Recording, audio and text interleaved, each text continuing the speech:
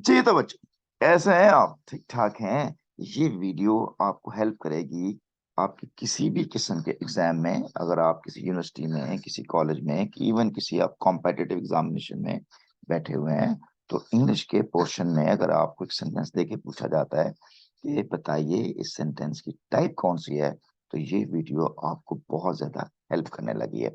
ठीक है जी। तो जब हम सेंटेंस टाइप की बात करते हैं, टाइप ऑफ सेंटेंस की बात करते हैं, तो आपके जहन में दो बातें बहुत अच्छी तरह से होनी चाहिए कि क्या ये सेंटेंस की टाइप हम बात करने लगे हैं स्ट्रक्चर के लिहाज से, स्ट्रक्चर के लिहाज से, या उसके फंक्शन या मीनिंग्स के लिहाज से। ठीक है, ये बात आप याद रखेंगे कि सेंटेंस का स्ट्रक्चर की टाइप्स अलग होती हैं और उसके मीनिंग की टाइप्स अलग होती हैं। आए अब इसके जल्दी से टेस्ट है, उसकी डिस्कशन करते हैं। उसके डिस्कशन के दौरान चीजों को अंडरस्टैंड करते हैं। ये एक बहुत ही रिस्पॉन्सिबल और ऑब्वियसली बहुत इंटेलिजेंट बच्चा होगा, अपने माँ बाप की आंखों की ठंडक होगा, जिसने ये मुझे एक्सरसाइज सॉल्व करके भेजी। ये उसकी कंसर्न शो हो रहा है, उसकी रिस्पॉन्सिबिलिटी शो हो रही है। तो मैंने इसी को आपके सामने पेश कर रहा हूँ कि अगर आप मेहनत करते हैं तो हर तरह की चीजें आप याद कर लेते हैं। हमारे पास इंस्ट्रक्शन ये है, identify the kind of sentence. ठीक है, बेस्ड ऑन अ फंक्शन। तो फंक्शन के लिहाज से या मीनिंग के लिहाज से हम देखते हैं। कहते हैं कंसिडर द फॉलोइंग एग्जाम। तो ये जो कंसिडर, जब भी कोई सेंटेंस वर्ब से स्टार्ट हो रहा हो तो ये ऑर्डर होता है, और ऑर्डर के लिहाज से एक ऐसा सेंटेंस जिसमें ऑर्डर पाया जाता है उसको हम क्या बोलते हैं? वो इंपैरेटिव सेंटेंस होता है। इसका आंसर बिल्कुल ठीक है। जरा जल्दी जल्दी से बता दूं मैं आपको, जब भी आपके सामने एक सेंटेंस होगा, इसका मतलब है कि मैं क्या बात कर रहा हूँ? क्लॉज की बात कर रहा हूँ। और क्लॉज में एक सब्जेक्ट होता है और एक वर्ब होता है।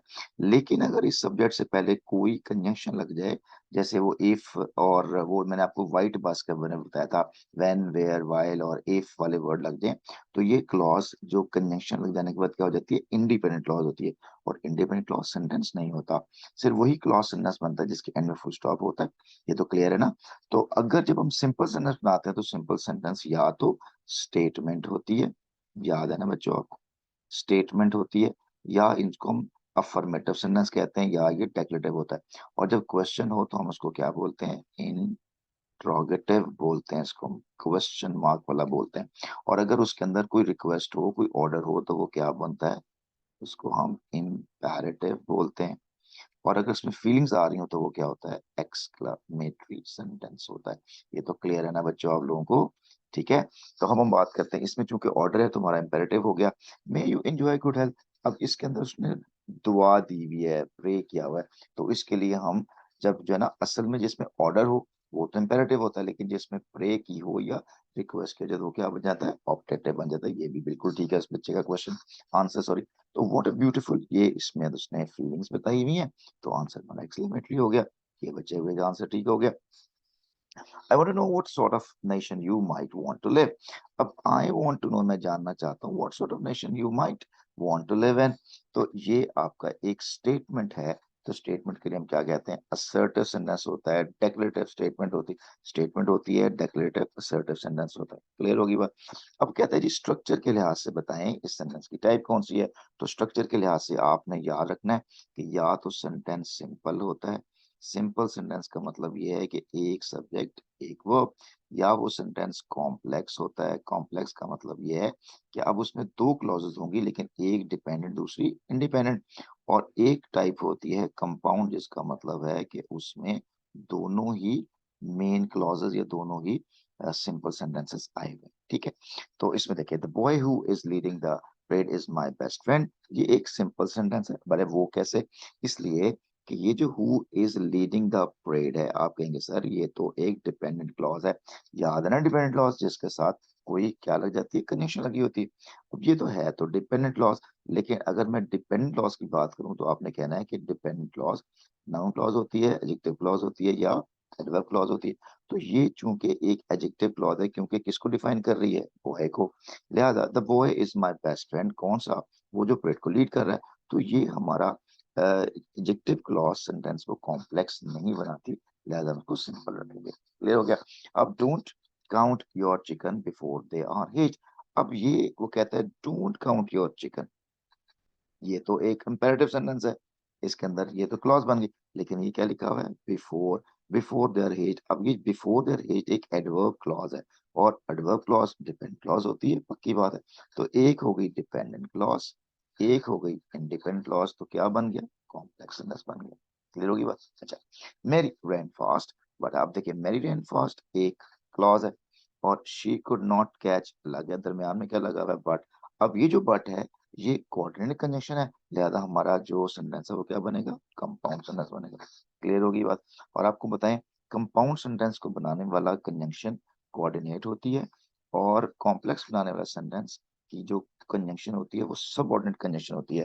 तो आपको याद है ए वाइट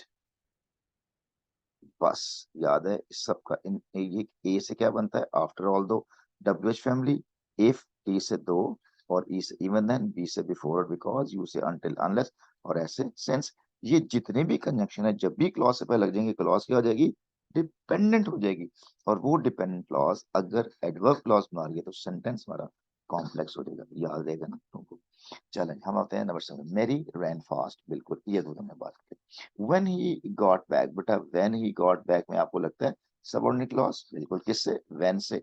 he got back ये हमारी डिपेंडेंट क्लॉज होगी, और ये डिपेंडेंट क्लॉज when से स्टार्ट हो रही है, तो when मोस्टली टाइम बता रही है, तो एडवर्ब क्लॉज होगी। तो दे हैड वेस्टेड 2 days, ये एक कंप्लीट सेंटेंस है। दे हैड वेस्टेड 2 days से पहले पहले when he got back, ठीक है ना। तो जब वो पहुंचेगा तो उस वक्त 2 दिन जाया हो चुके होंगे, ये क्लॉज टाइम क्लॉज है, ये वाली नहीं है, ये टाइम क्लॉज है, व्हेन टाइम बता रहा है। तो टाइम बताने वाली clause adverb clause of time होती है, लिहाजा ये डिपेंडेंट होगी, ये इंडिपेंडेंट, तो सेंटेंस हमारा क्या बना, complex. Let the border run until it goes time, अब देखिए until एक कंजंक्शन है और ये क्लॉज बना रही है, टाइम क्लॉज बना रही है। until it gets, जब तक ये गर्म नहीं होता तो क्या करते रहना, पानी को चलाते रहना। ये इंडिपेंडेंट, ये डिपेंडेंट, सेंटेंस हमारा क्या बना, complex. he was feeling sick, he went to the doctor, he was feeling sick, पूरी independent clause, he went to the doctor, independent clause. आप कहेंगे सर मुझे कैसे पता चल रहा है, इसलिए पता चल रहा है कि देखिए इससे पहले कोई कंजंक्शन नहीं है, इससे पहले कोई कंजंक्शन नहीं है, दरमियान में सेमी कॉलन लगा हुआ है, और सेमी कॉलन निशानी होती है कंपाउंड की। तो हमारा सेंटेंस क्या हुआ, कंपाउंड। देखिए अभी तक 10 के 10 बच्चे के क्वेश्चन ठीक हो गए। सारी बात है, जो रिस्पॉन्सिबल होगा नंबर तो आएंगे उसके, और वैसे भी दुआएं भी मिलेंगी उसको। Bob had stopped in the market before his wife came home। अब मुझे बताओ, Bob had stopped in the market, ये पूरे का पूरा देखें, ये पूरी क्लॉज होगी, इससे पहले कंडीशनल लगी हुई ना, तो ये क्या होगी, इंडिपेंडेंट क्लॉज हो गई। ठीक है, अब देखें बिफोर कंजंक्शन है, और हिज वाइफ केम होम, ये भी अब आपका एक टाइम क्लॉज है, इससे पहले कि उसकी बेगम घर आए, तो had stopped in the market, वो रुक गया था। तो Bob have stopped in the market before his wife came home, इससे पहले। तो ये जो बिफोर वाली क्लॉज है ये डिपेंडेंट टाइम, टाइम को शो कर रही है, डिपेंडेंट क्लॉज है, एडवर्ब क्लॉज है, लिहाजा ये डिपेंडेंट ये इंडिपेंडेंट, तो क्या बना, कॉम्प्लेक्स बन गया। चलो, वी वन द गेम, बिल्कुल एक इंडिपेंडेंट क्लॉज हो गई, लेकिन इसमें क्या लगा हुआ है, बट लगा। अब ए वाइट वाले बस में बट का वर्ड मौजूद नहीं है, इसका मतलब है ये फैन बॉयज वाला कंजक्शन है। याद है ना आपको, फैन बॉयज, जहां कहीं फैन बॉयज वाला कंजक्शन आ जाए तो वो सेंटेंस ऑटोमेटिकली क्या बन जाता है, कंपाउंड बन जाता है, ये कंपाउंड है। But my uniform was muddy because it, अब देखेंगे बिकॉज भी आ गया इसमें, because it rain all the entire time. अब बिकॉज वाली क्लॉज तो डिपेंडेंट हो गई, और वी वन द गेम ये independent, my father was muddy. अरे भाई तीन क्लॉजेज आ रही हैं इसमें।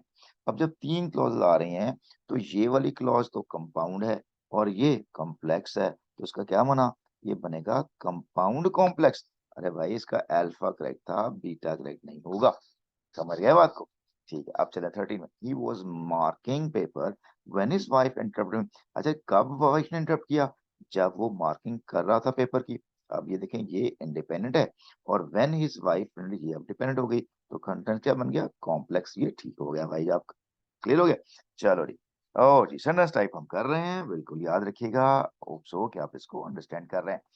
After she had put lamb chops in the broiler, but अब पूरी की पूरी क्लॉज आपकी आफ्टर स्टार्ट हो रही है, शी सब्जेक्ट है, हैड पुट वर्ब है, डिपेंडेंट क्लॉज बन गई। और डिपेंडेंट क्लॉज की टाइप याद है ना आपको, noun clause, adjective clause, adverb.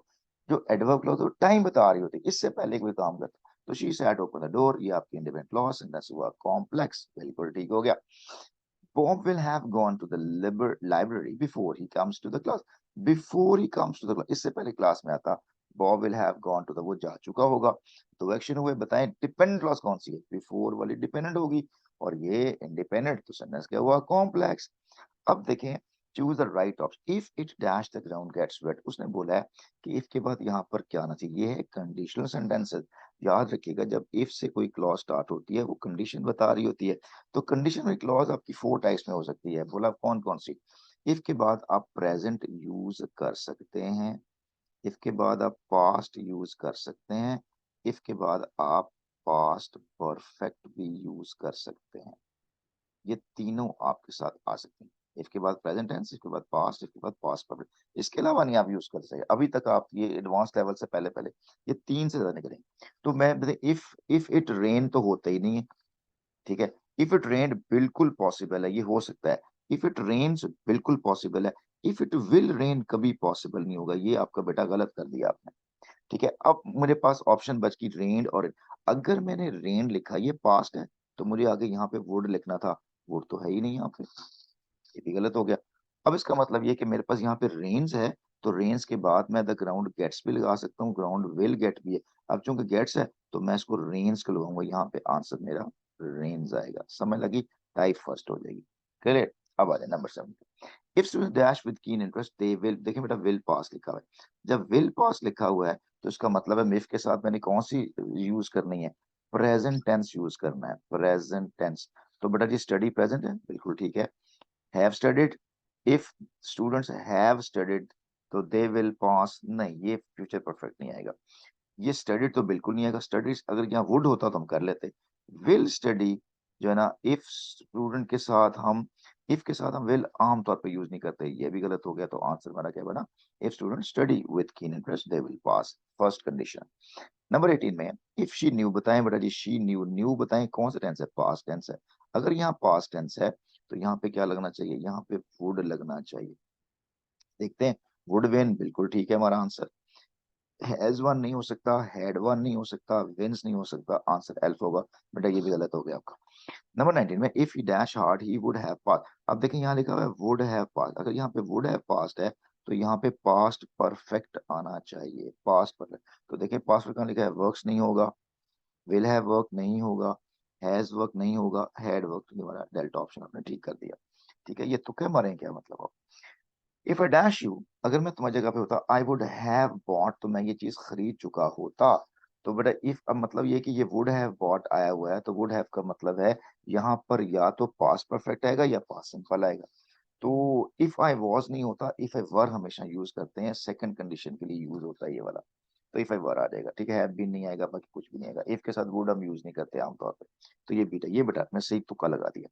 If we had look, मुझे बताएं वी हैड लुक कौन सा टेंस है? इफ के साथ पास्ट परफेक्ट लगाओ तो यहाँ पे जो है पास्ट परफेक्ट के बाद if we had looked at the map, we would not have आएगा, वुड नॉट हैव के बाद आपकी थर्ड फॉर्म होगी। तो कहाँ लिखा हुआ है? वुड नॉट लॉस्ट नहीं होता, वुड नॉट बी लूजिंग भी नहीं होता, वुड नॉट बी लॉस्ट होता तो है, बिल्कुल होता है। लेकिन ये यहाँ पर सेकंड टाइम होना चाहिए, यहाँ पे पास्ट परफेक्ट है तो पास्ट परफेक्ट के साथ वुड नॉट हैड लॉस्ट आएगा। ये बिल्कुल ठीक आपने किया। आई डोंट नो कि तुक्का लगाया सही किया, ये मुझे बताइएगा। I propose that Susan dash asked to perform in the programme. I propose, अच्छा तो बेटा जब हम कहते हैं ना आई प्रपोज दैट, ये सब्जेक्टिव है, मतलब अनरियल पास्ट है, तो हम यहाँ पे वर्ब की बेस फॉर्म लगाएंगे। तो I propose that Susan, be वाला आएगा सिंपली, ये चार्ली ऑप्शन होगा, be asked to perform in the programme. He looks as if he dash the answer, बेटा ही लुक्स एज इफ गोया के, एज इफ के बाद हम वर्ब की सेकंड फॉर्म लगाते हैं। He looks as if he knew, ये वाला बीटा ऑप्शन करेक्ट होगा, बाकी कुछ भी नहीं होगा, ये सारे बाकी गलत हैं। they suggested that he dash with them, they suggested that, जब हम कहते हैं ना they suggested that, इसके बाद हम जो है ना वर्ब की बेस फॉर्म लगाते हैं। they suggested that he come with me, ये बेटा जी अल्फा करेक्ट होना चाहिए, नई चीज है ना आपके लिए, इसलिए कि जब हम ही सजेस्टेड कहते हैं तो एक वर्ड होता है सबजंक्टिव, सबजंक्टिव, इसको जरा प्लीज ध्यान से सुन लीजिएगा। मैं क्या कह रहा हूँ, ये सबजंक्टिव होता है। सबजंक्टिव का मतलब होता है अनरियल पास्ट, जो रियलिटी में एग्जिस्ट नहीं करता, लेकिन बस मैं आपको कह रहा हूँ कि यार ऐसा कर दें, तो पॉसिबल नहीं है। तो हम उसके साथ वर्ब की बेस फॉर्म लगाते हैं। बेस फॉर्म का मतलब ये है कि आपने उसके साथ एस नहीं लगाना, सेकेंड फॉर्म नहीं लगानी, कुछ भी नहीं लगाना, बस एज इट इज वर्ब लगाना। तो बेटा यहाँ पे कम के साथ आ जाएगा। क्लियर हो गया? It is a high time, बेटा जब हाई टाइम का वर्ड आएगा ना कि ये बड़ा ही मुनासिब टाइम है, तो यहाँ पे वर्ब की सेकंड फॉर्म लगानी है हमने। तो देखें सेकंड फॉर्म कहाँ लग रही है, it is high time that the kids were in bed, have been in bed, would have been in bed. तो यहाँ पे ये वर वाला वर्ड आ जाएगा, सेकंड फॉर्म लगानी है हमें। क्लियर होगी मेरी बात, ठीक है।